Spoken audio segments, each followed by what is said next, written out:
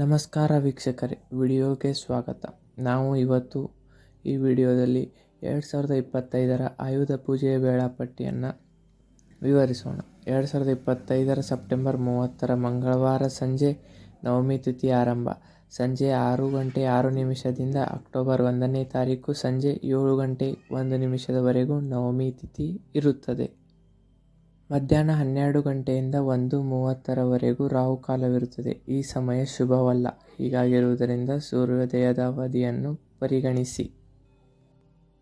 October 1ರಂದು ವಿಜಯ ಮುಹೂರ್ತ ಮಧ್ಯಾಹ್ನ 2:28 3:16 ಇರುತ್ತದೆ.